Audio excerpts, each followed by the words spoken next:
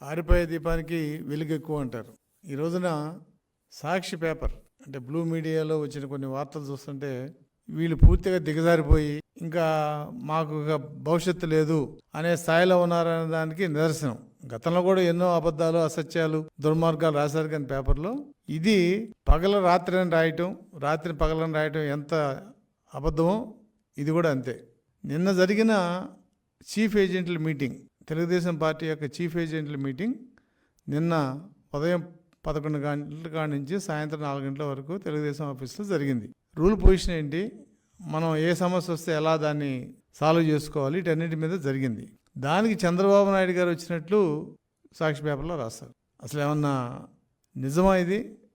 చంద్రబాబు నాయుడు గారు ఇప్పటికీ హైదరాబాద్లో ఉన్నాడు. ఆయన నిన్న అచ్చెన్నాయుడు గారు రావాల్సి వచ్చి ఆయనకి కొంచెం అనారోగ్యంగా ఉంది కాబట్టి యనమల రామకృష్ణుడు గారు, పల్లె రఘునాథ్ రెడ్డి గారు, మాజీ ఐఏఎస్ కృష్ణయ్య గారు, అలాగే మాజీ సర్ప సిఇఓ కృష్ణమోహన్ గారు, నేను, ఇంకా మిగతా వాళ్ళు శ్రవణ్ కుమార్ గారు అందరూ ఉండి ఆ ప్రోగ్రామ్ని కండక్ట్ చేయడం జరిగింది. అంటే కౌంటింగ్ ఏజెంట్స్ హ్యాండ్ బుక్లో ఉన్నది మేము ఏజెంట్లకి చెప్పడం, వాళ్ళ డౌట్స్ క్లియర్ చేయడం జరిగింది అంతే. మిగతా అన్ని పేపర్లో వచ్చింది.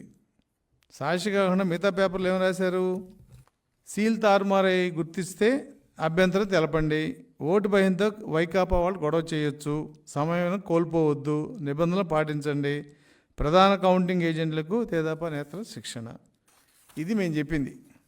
కౌంటింగ్లో అప్రమత్తంగా ఉండాలి, చీఫ్ పోలింగ్ ఏజెంట్లకు టీడీపీ నాయకత్వం దిశానిర్దేశం. ఫోటోలు కూడా చక్కగా అన్ని పేపర్లో వచ్చినాయి. చంద్రబాబు నాయుడు గారు ఫిజికల్గా లేకపోవడం, పోనీ ఆయన ఏదన్నా జూమ్లోనో దేంట్లోనో మాట్లాడిన ఎక్కడ సోషల్ మీడియాలో వచ్చుంటే ఖచ్చితంగా చంద్రబాబు నాయుడు గారు ఇది ఇలా చెప్పారు అలా చెప్పారని సాక్షి కొంచెం రాసినా దానికి ఏదో కొంత అర్థం ఉంటుంది. కానీ ఈ దౌర్భాగ్యం కవించి కలపడాలి అని మేము చెప్పామని సాక్షిలో రాస్తారు. దీనికి కారణం ఏంటి? 29/5/2024 సజ్జల రామకృష్ణారెడ్డి వాళ్ళ చీఫ్ ఏజెంట్ల మీటింగ్లో మనకు రూల్స్ లేవు, ఏమీ లేవు, కలపడండి అని చెప్పిన దాని మీద మేము పోలీస్ కంప్లైంట్ ఇచ్చి ఎఫ్ఐఆర్ బుక్ చేసాం. ఇది ఫస్ట్ టైం ఆయన జీవితంలో మెట్లు కింద పడటానికి మొదటి అంకం. సకల శాఖ మంత్రిగా వైసీపీ వాయిస్గా ఉన్న సజ్జల రామకృష్ణారెడ్డి నిన్న 29/5 మొన్న చెప్పిన ఆ చీఫ్ ఏజెంట్ల మీటింగ్లో చెప్పిన దాని మీద ఎఫ్ఐఆర్ ఫైల్ చేస్తే, మేము కంప్లైంట్ ఫైల్ చేస్తే ఎఫ్ఐఆర్ కూడా బుక్ అయింది ఆయన మీద. సరే, ఇది ఏమవుతుంది ఏంటనేది పక్కన పెడితే, అంటే మేము చెప్పేది ఏంటంటే, మిస్టర్ సజ్జల రామకృష్ణారెడ్డి, నీకేం దమ్ముంటే, అమ్మ పాలు తాగుంటే నువ్వు కూడా కంప్లైంట్ ఇచ్చుకో. చంద్రబాబు నాయుడుకి ఇలా అన్నాడు ఈ మీటింగ్లోనే, కంప్లైంట్ ఇచ్చుకో, ఎవిడెన్స్ చూపించు. నిన్న మేము పోలీస్ కంప్లైంట్ ఇచ్చినప్పుడు నీ ఎవిడెన్స్, నీ వీడియో మొత్తం పోలీస్ స్టేషన్లో ఇచ్చాం. మంగళగిరి రూరల్లో, తాడేపల్లి రూరల్లో వాళ్ళు ఎఫ్ఐఆర్ కూడా బుక్ చేశారు. అలాగే మేము నిజంగా ఇటువంటిది కవ్వించి కలపడాలని చెప్పి చంద్రబాబు నాయుడు గారు చీఫ్ ఏజెంట్ల మీటింగ్లో చెప్పుంటే, నీకు నేను చేతనవుతే నువ్వు పోలీస్ కంప్లైంట్ ఇవ్వు. ఇంకా అధికారంలో నువ్వే తెచ్చావు కదా. అంతేగాని నీ పేపర్ ఉందని ఈ ముచ్చట కూడా 3 రోజులే, ఖచ్చితంగా ఇవాళ నుంచి 3 రోజుల్లో నీ ముచ్చట్లన్నీ కరిగి ఆవిరైపోయే పరిస్థితి వచ్చింది.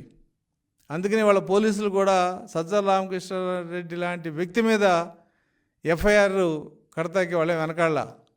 అదే ఒక 6 నెలల కిందట సజ్జల రామకృష్ణారెడ్డి మీద ఎఫ్ఐఆర్ కట్టాలంటే ఈ వ్యవస్థలో మాకు అయ్యే పని కాదు. కాబట్టి నీ దిగజారుడు, నీ పతనం స్టార్ట్ అయింది. ఒక మెట్టు కిందకు వచ్చావు నువ్వు ఆల్రెడీ. నీ నాయకుడు కూడా దాదాపుగా ఒక నిర్ణయానికి వచ్చారు, మనం ఇక ఉండవు అని. ఈ పరిస్థితుల్లో కొద్ది గొప్ప విఘ్నత ఉన్న మనిషి ఎవడైనా కూడా ఎవరిని నొప్పించకుండా బ్యాలెన్స్డ్గా వాళ్ళకి పబ్లిక్ నుంచి ఇబ్బంది లేకుండా మాట్లాడే అలవాటు చేసుకుంటారు. కానీ మీరేం మారలా. మీ అలవాట్లు, మీ దుష్ప్రచారం ఏమీ మారలేదు, మారవు కూడా.